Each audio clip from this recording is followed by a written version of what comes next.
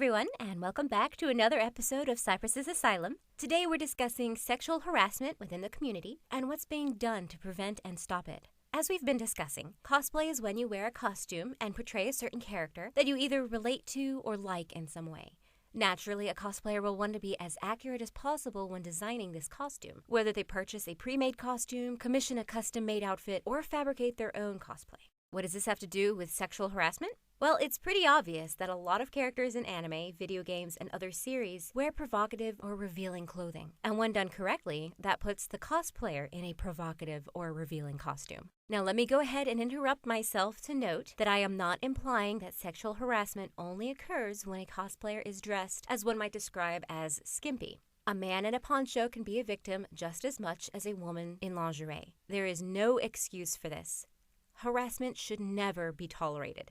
But in the instances where someone is in an arguably modest clothing, the aggressor is seen as an attacker and assault charges can be pressed. This happens in everyday life. But the larger society, the one outside the scope of cosplay, has an issue when the modesty of the victim can be questioned, as if that excuses the actions of the harasser.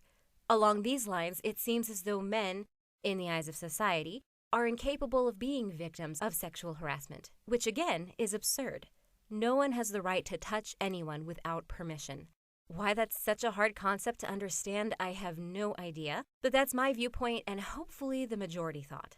Alright, now that I think I got all of my disclaimers out of the way, let me redefine this conversation as sexual harassment of cosplayers at conventions. When you're at a convention, it's quite easy to lose yourself to the bright colors and loud noises. And when you see your favorite animated character come to life, you might find yourself squealing in public. Con etiquette dictates that you need to ask permission before taking a picture of a cosplayer. But having cosplayed quite a bit myself, I can say it's quite often one person will ask, permission will be granted, and 10 people will rush over for the picture. Personally, this is fine since permission was granted, and technically most conventions have a stipulation on their badges stating that by purchasing entrance into the event, you are agreeing to the possibility of being photographed.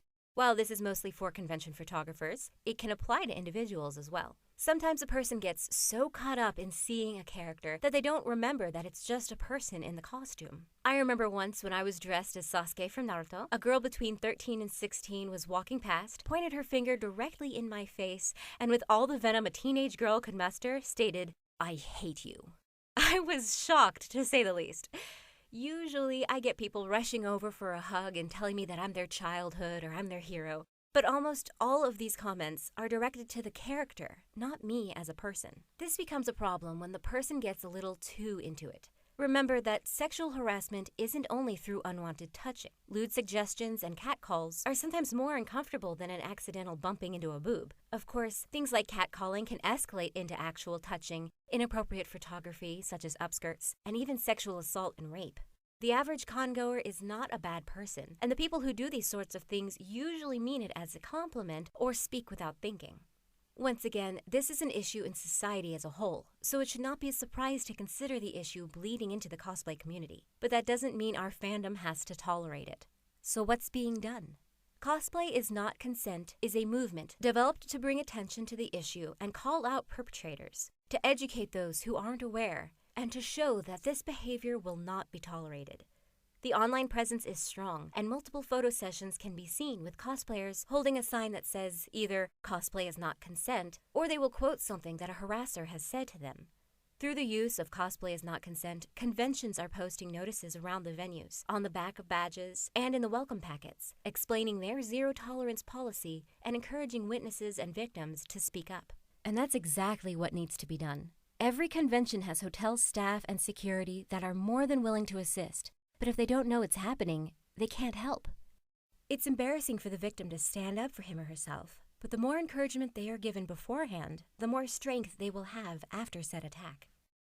Luckily, most instances are not as severe as rape or sexual assault, and are usually catcalling and inappropriate photography. And these more prevalent instances are also usually where people are around. This is where you come in, listeners. Simply stepping in to stop unwanted conversations could save a cosplayer's whole weekend experience, and calling someone out on taking an inappropriate photo will hopefully shame the culprit back into reality. If you yourself feel uncomfortable about what is happening to someone, but are scared to intervene, ask someone else to go with you. More often than not, the stranger you're standing next to will be more than willing to help you and the cosplayer in need. Now, of course, this also applies to non-cosplayers. If you see something that looks off to you, speak up. It's easier to laugh it off when it turns out to be a joke between friends, rather than something serious that you chose to ignore. There's no real way to prevent sexual harassment, but spreading the word will help. A lot of us are guilty of small infractions that we might not even consider. Let me give you an example from my life. So, I'm a bit shy in everyday life, but when I'm on stage or I put on a costume, I come to life. Again, cosplay is a performance art to me, and I live to entertain. So when I cosplay a character like Lilith from Darkstalkers, I know what I'm getting myself into. For those who don't know, Lilith is a succubus, and while she's not nearly as provocative as her sister Morrigan, she's quite the innuendo queen herself. So when someone would request a picture with me, I always preferred to interact with them. Before posing, I would ask, "Is it all right if I touch you?" Which does sound a little kinky, but every single one said yes anyway. I would then sling myself around their shoulders or act like I'm whispering in their ear, keeping the implication of the character without actually doing anything inappropriate. The interactive pictures are always more interesting, and I always made sure to get permission first. Now, I will admit, I didn't always ask male cosplayers if I can pose with them as a damsel, with my hand on their chest and my foot in the air, but since cosplay is not consent has come out, I have been more mindful. Luckily, those men always instinctively grabbed me around the waist, so permission was implied after the fact. But my point is, dressing like Superman does not remove that cosplayer's right to not stand heroically. More than likely, he'd be fine with it, but getting permission first will make everyone more comfortable. The question is, where do you draw the line? 90% of pictures that I'm in with someone who ask for a picture, we have our hands on each other's shoulders or waists in that standard camera hug pose. If not that, we're back to back. I remember one guy coming over and doing the floating hand thing, so it looked like he was touching me, but he wasn't. I appreciated the consideration, but I put my hand on his shoulder to reassure him that I didn't mind. And nonverbal cues should be accepted, in my opinion. When I'm hugged in costume, only about half actually ask verbally. Usually they'll put their arms out wide, you know what I'm talking about. And since I personally love hugs, I'll reciprocate the motion and a hug will occur. A hand on the back or shoulder is a common occurrence, and to me permission is granted when you ask to take a picture with someone. But again, that's not always the case, so it's always good to check, especially if their body language is a bit standoffish to begin with.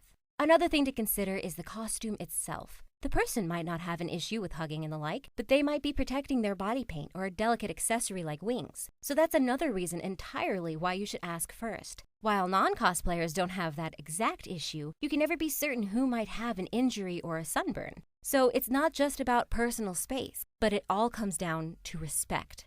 I was going to delve into specific examples, but I don't think that's necessary.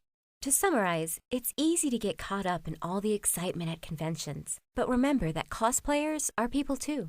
And look out for your fellow con attendee. If you see something, say something.